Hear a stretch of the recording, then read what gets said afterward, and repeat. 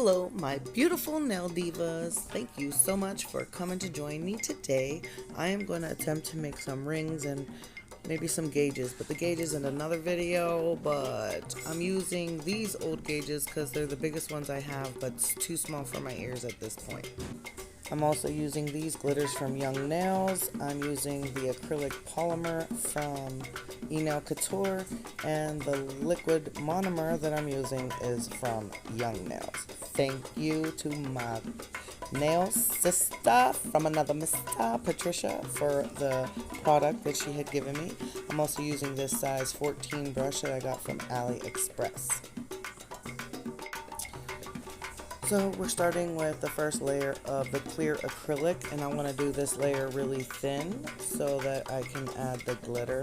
I was going to add the glitter with the clear acrylic, but instead I'm using the Madam Glam's base coat, which I will show you in a few minutes. Yeah.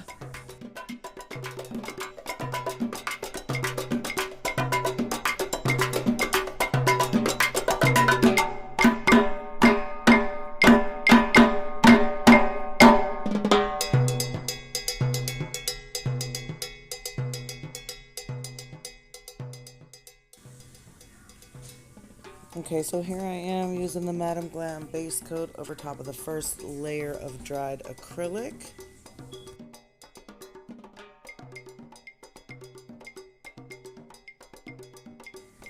After I put the base coat on the ring, I also put a little dab right there on my palette so that I can use my brush and just put a little on the tip of the brush so that I can pick the glitter up easily. I was going to do one at a time, but that took way too long. So I just dipped my brush in and grab a whole bunch and just lay them down periodically throughout the ring. I actually ended up giving this ring to my mom, mostly because after I showed it to her, she put it on her thumb and was like, hey, it fits.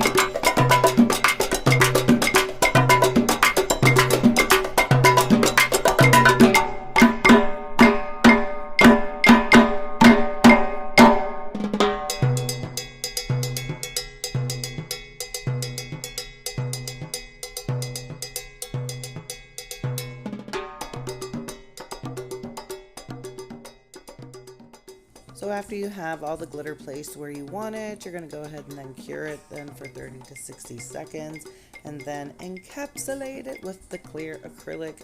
This clear from Nail Couture is really friggin' clear. I really like it. So other than gel, this is my next go-to. I do also like almond stiletto acrylic. It's actually skyscraper, but I like that too. I also wanted to tell y'all that after I encapsulated it, I did another layer of the clear just to make sure the ring was going to be thick enough and sturdy enough for wear and tear, because I don't know, some people be rough like me, rough as fuck. My rings be always different sizes. You take the ring off and it's more like a rectangle or a partial circle or a half a circle with a flat bottom. Okay, on this one I'm using this oil to put around the plastic wrap because the first one gave me a hard time coming off the plastic wrap, so I had a hard time getting the plastic wrap from the inside of the ring. This way, using the oil on it made it so much easier for it to come off, but a little bit more difficult to keep the first layer of clear in place because it kind of wanted to slide all over the place. So you might want to drain a little bit of that. If you're going to do it with the oil, drain a little bit of your liquid out of the back of the brush before you place it, and then just go on, because the softer the bead, the more it's going to want to move around, if that makes sense.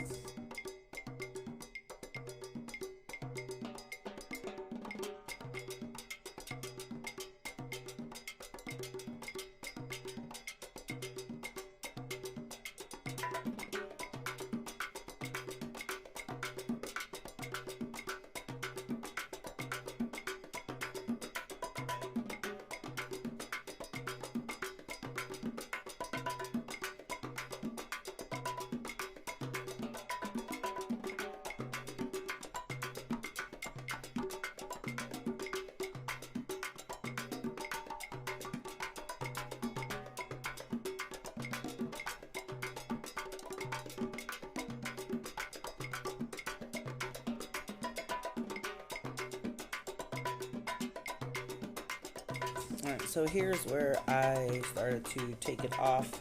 I think this might even be the first one that I did, and I was trying to figure the best way to slide it off, because when I first tried to slide it off it wouldn't work. So I thought maybe if I get the plastic wrap off of the gauge I could pull that, but that didn't work. So I cut the plastic wrap off of both ends and then was able to slide it up and get it off.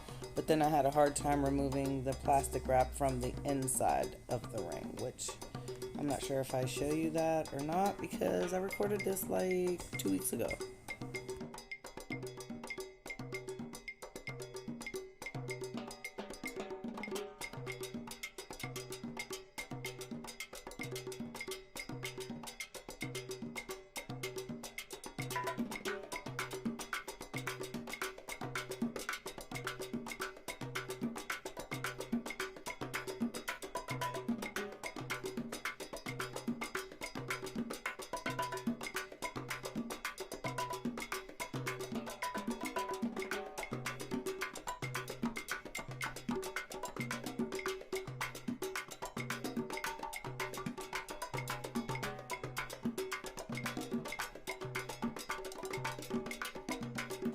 Okay, so at this point I'm going to use my e-file and smooth out that crispy, sharp edge at the sides of the ring so that it's smooth when you slide it on and off.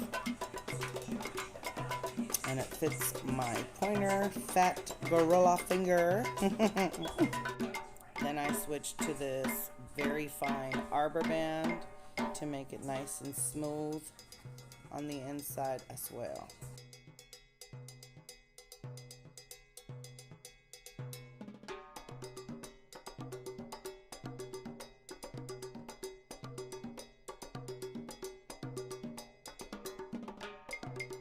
Alright, so here I'm trying a few different stones that I like on it. This is the one that I go with, and I use my Madam Glam base coat to go over that filed surface.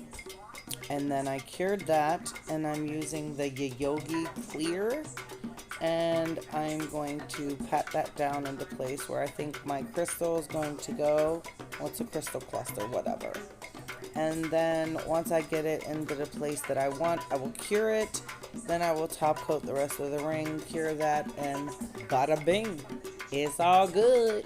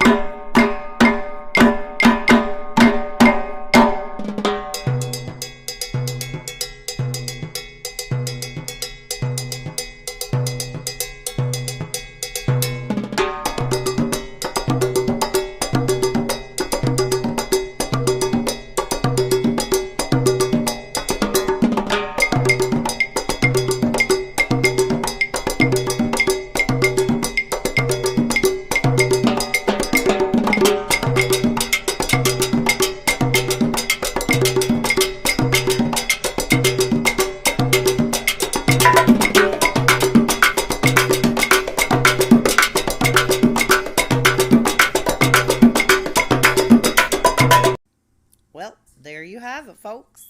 I am done with my first ever ring, and I'm pretty happy with the way it turned out, but I think if it's going to be a ring for one of the 4 fingers, then it should be a lot thinner down at the bottom like my husband suggested, so I'm going to try that one next. I did do a skinnier one for him with a snake on it, but I'll show you that at another time. That's what it looks like on my fat finger, but it's going to be a thumb ring for me mama. What do you guys think? Let me know down below. Thanks for joining me, and I'll see you when I see ya. Mwah.